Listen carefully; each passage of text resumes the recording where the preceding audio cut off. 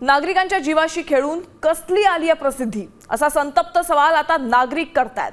ठाण्यातील eastern express हायवेवरील फुटओव्हर ब्रिजवर लावलेला एक मोठा बॅनर अचानक चालत्या दुचाकीवर कोसळलाय।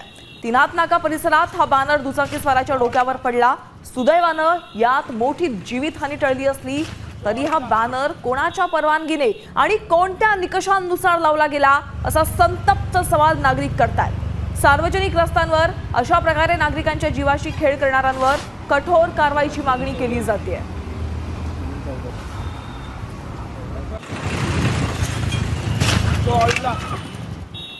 तुम्ही तुमच्या नेत्यांना जेव्हा वाढदिवसाच्या शुभेच्छा देतात तेव्हा तुम्ही दुसऱ्याचा जो प्राण आहे त्याचे पण तुम्ही विचार करा। त्यांच्या अंगावरती बॅनर पडला नाही पाहिजे।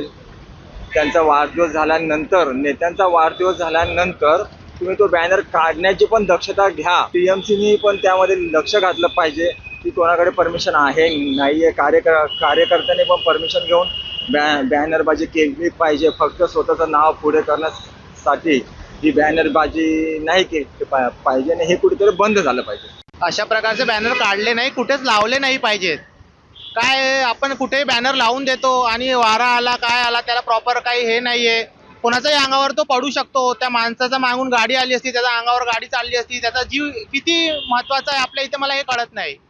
जीवापेक्षा जास्त बॅनर महत्वाचे झाले। त्याच बॅनरच्या पैशाने तुम्ही खड्डे भरा ना।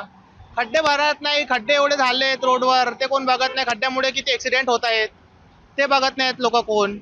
फक्त आपली बॅनरबाजी चालू आहे सगळीकडे। जे कोणी बॅनर लावत असतील त्यांच्यावरही कारवाई 100% केली पाहिजे आणि याबद्दल महापालिकेने धोरणात्मक निर्णय घेतले पाहिजेत।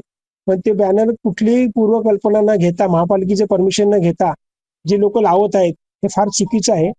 पण त्याच्यावरती लावणाऱ्यावरती हा गुन्हा झाला पाहिजे। त्याचबरोबर जेव्हा लावला असेल तर आपली जे अतिक्रमण विभाग असेल किंवा जाहीर विभागाने ते तात्काळ काढले पाहिजेत। संबंधित लोकांना नोटीस दिली पाहिजे, त्यांच्यावर कारवाई केली पाहिजे।